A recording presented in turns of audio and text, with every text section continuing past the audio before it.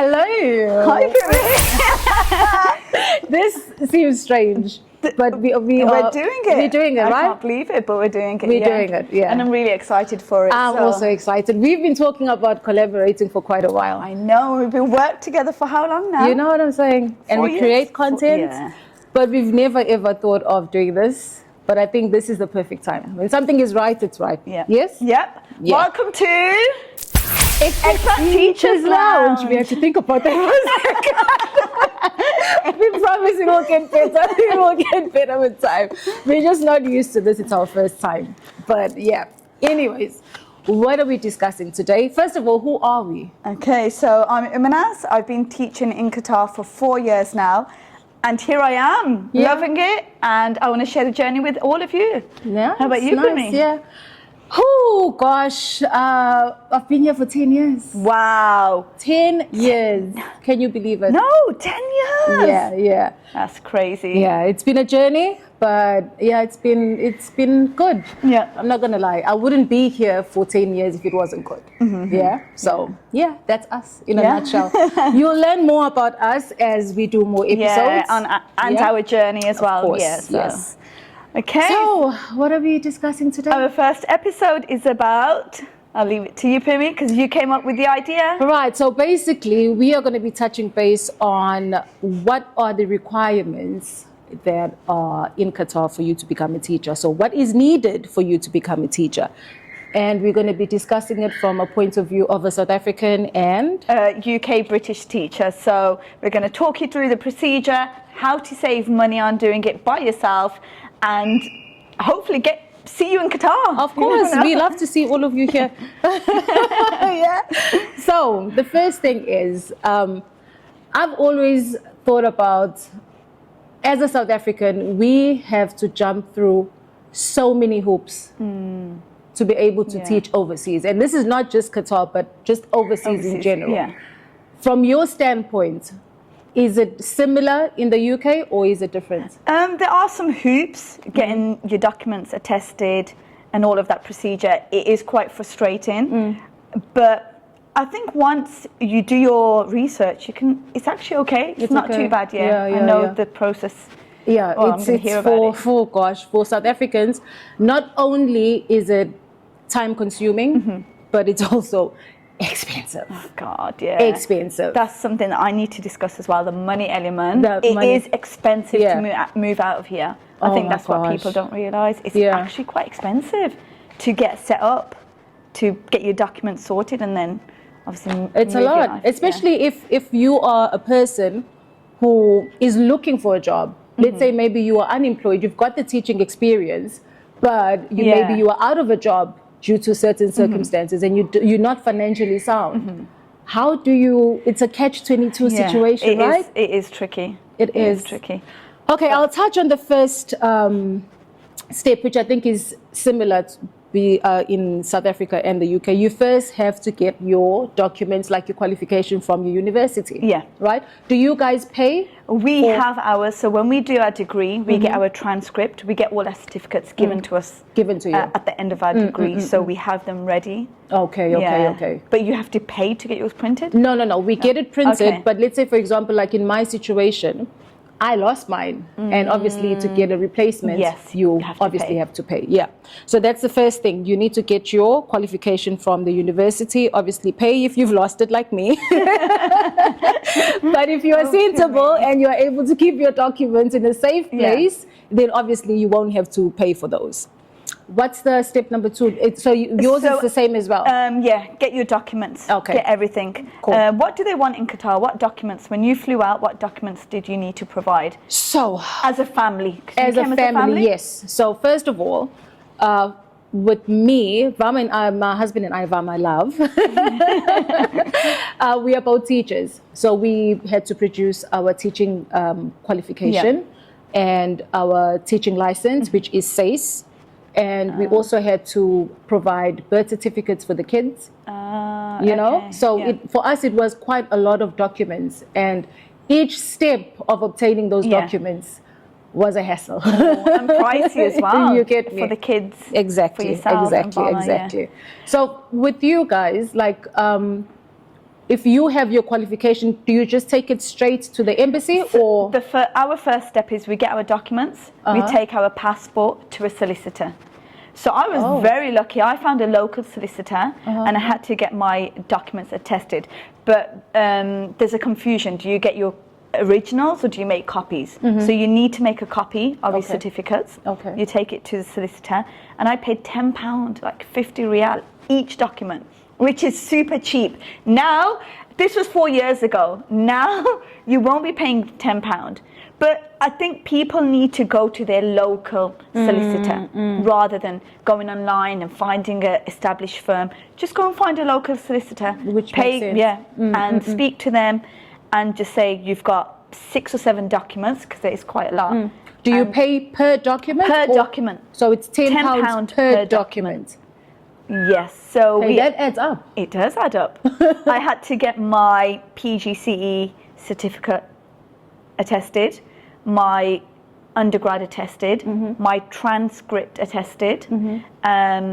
Also, we had to get a letter from our university to say that we did full-time in-campus education. So all of that, you have to take it to a solicitor and pay £10 each. Okay. Yeah.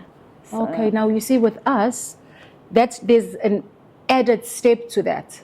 So the only documents that we take to a solicitor to get notarized is your birth certificate for your kids, if you're coming with kids, as well as your teaching license. Okay. Those are the only two. Oh, sorry, and your marriage certificate if you're married. Those 3 documents are the only documents that you take to a solicitor to get notarized. Everything else, you take those documents to a solicitor, then you have to take them to high court. Ooh. Right? But backtrack. Before I get to your stage, there's a stage before that. So you have to take your qualification, a copy of your qualification, to SACA, which is now this I might get a bit confused with, because I didn't have to do the step when I came here 10 years ago. We just had to take your qualification to the Department of Higher Education. Literally, it was, you get there in the morning, submit your documents by 8 o'clock, 9 o'clock, you're done, right? That was 10 years ago, bear right? that in mind, 10 and it years was ago. free. That step was free. It was free. Honestly, that was free. Then COVID happened, okay? So then South Africa introduced this thing of doing that step online. Then it was the SACA for short, which is South African Qualification Authority. But that's not free. That is not free. Why would it be free? Why would it be free? You have to pay. No, so rather than go in person, get it done in 1 hour. You get me. And get it for free. You get me. And bear in mind that this whole step was put in place because of COVID. COVID has been done for how many years now?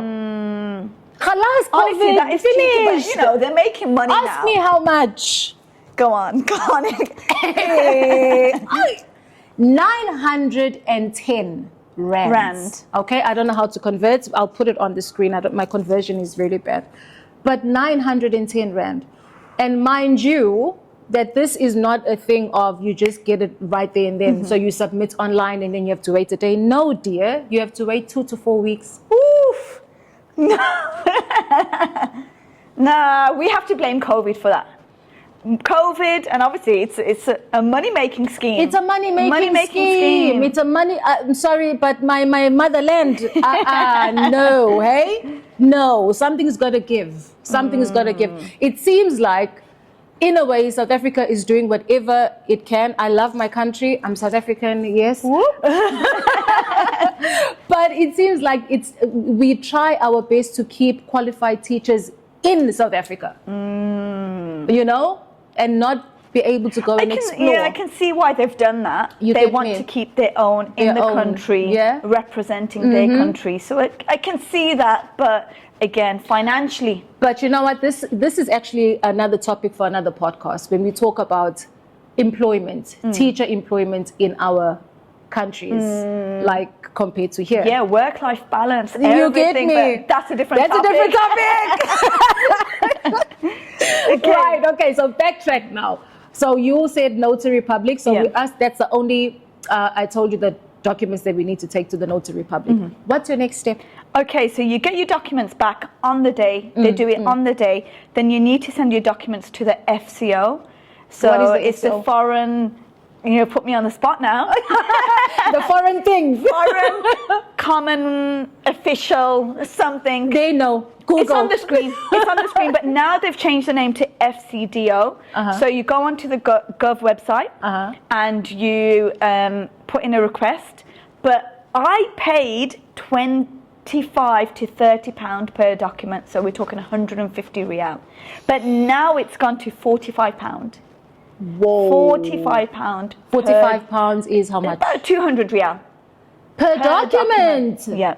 So you send it to the FCO and it takes 2 weeks, 15 working days. That's step 2.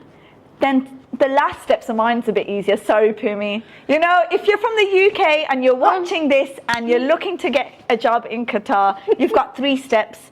And honestly, you need to do these 3 steps by yourself. Don't pay an agency, just do it by yourself. So £45 per document. And then the last step is they'll send it back to you. Yeah. And then you send your documents to the Qatar embassy.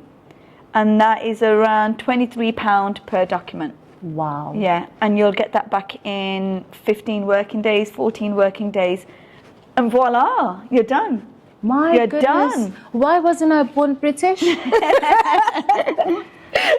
So with us, that step, we also have to take our documents to the embassy. But again, there's things before that. So you've gotten your documents notarized and everything, and then now you take and you've gotten your SACA back, SACA documents back from, you got your documents back from SACA, right? After 2 to 4 weeks. Then now you take all of these documents to High Court. And mind you, obviously there's different high courts. I'm talking about what I got experience in. I took mine to Pretoria. Okay. So all of these things I did in Pretoria.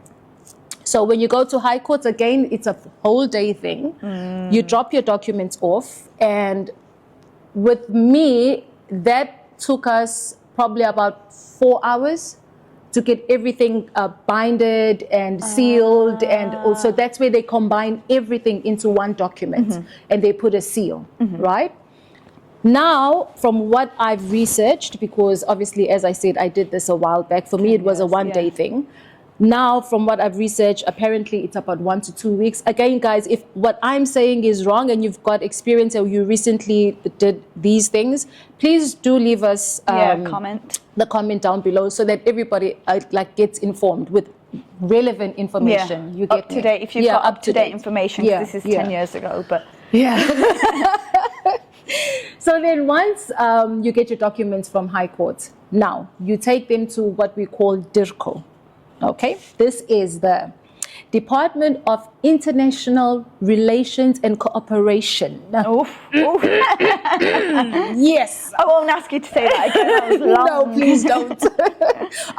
What I forgot to mention was the price for High Court. It's actually 50. It ranges from 50 Rand to 150 per document at the High Court. Then you take your documents, you get them sealed and everything from the High Court, and you take them to DIRCO. Again, DIRCO, if you submitted your documents before 12, you were able to get them the same day. Oh, okay. Right? Same day. Early bird. Now you are not allowed to take your documents by yourself to DIRCO. DIRCO said, doors closed. We don't need you. Online. Is it online? You have to get somebody to do it. There are agencies. I will write everything on the screen that you need to basically pay to submit your documents for you at DIRCO. It's looking quite expensive now. Now I can see it. So that will be 50 Rand per document. Okay? Then that will take about 1 to 2 weeks. Now imagine if you are sitting and you've already secured a job and you need to leave because your work permit is already approved. You've got it in hand. And they're waiting for you. And they say, we need your documents. What do you do when you still have to wait 2 weeks? Right?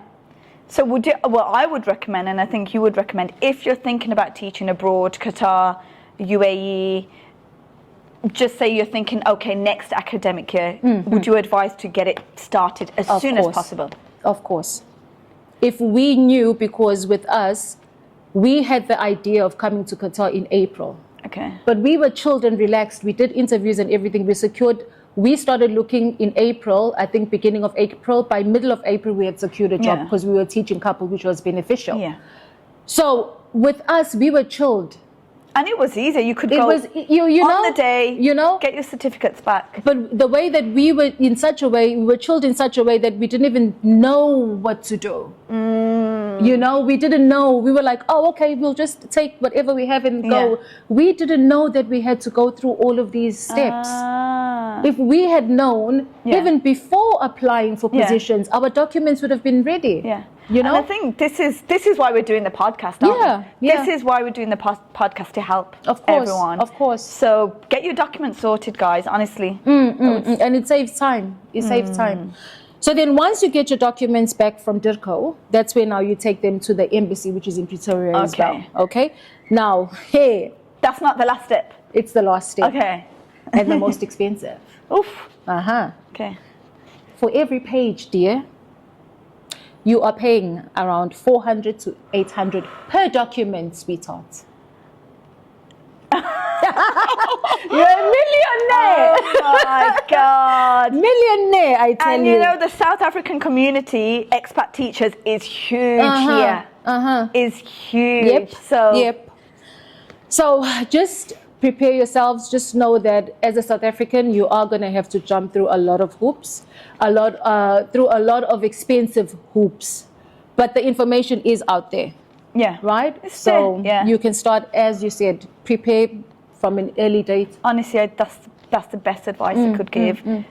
Get into, I was going to say get in touch with schools, but that's the next episode That's the next episode. That's the next episode. Where we plug you on we know all of these things, like we know what documents to take or attest, but how do I secure the job? That's the thing. How? Yeah. So we're going to talk more about that on our next episode. So when you go to the embassy, just a quick one, when you go to the embassy, how long are you waiting for your documents, or is it on the day? Okay, it is not on the day. Now, for us, what we did was, if you get to the embassy before they close, you can pick up your documents the next day, the following day. Okay, fair enough. No, not now. Oh, not now. You have to wait, right? From the research I've done, again, I haven't done this recently, but from the people that I've spoken to, and it ranges.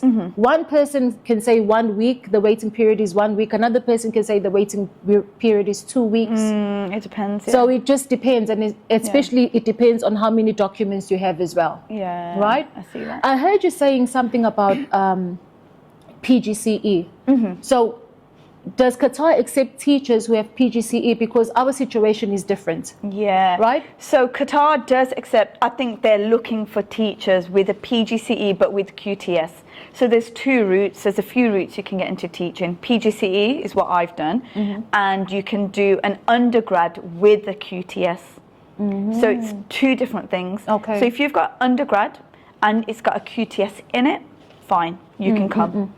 They'll give you a job. And if you've got a PGCE with a QTS again, they'll give you a job. So some people do their PGCE, but they won't pass, so they don't get the QTS. Okay. But they've still achieved a PGCE, but not the QTS. So can you still come to Qatar if you don't have QTS? I don't think you can. You can't? No. You have to have QTS? I think you have to have QTS. Okay. Yeah, you have to have QTS.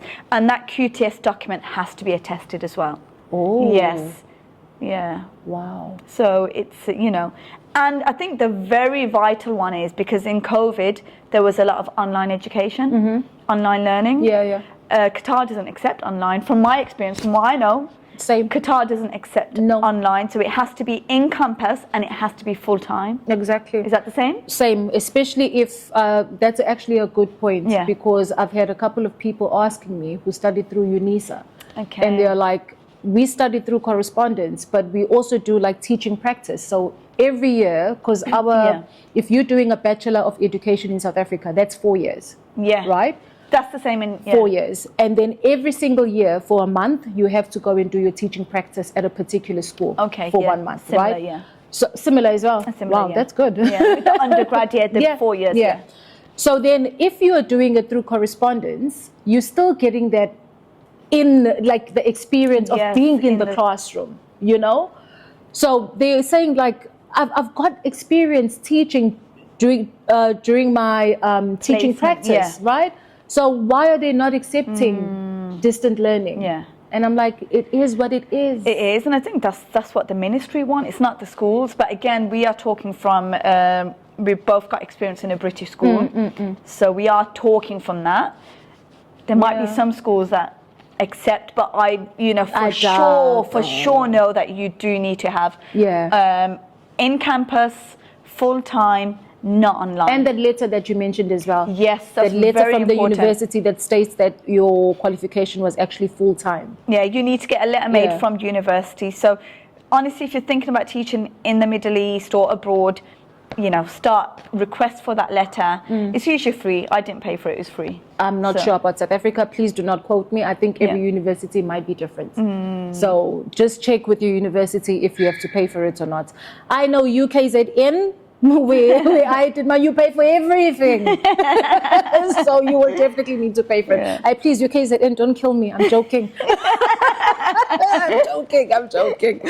Oh God. So to summarize on the UK part, this is the teacher in me coming out. I'm going to summarize and conclude. Let's do the plenary.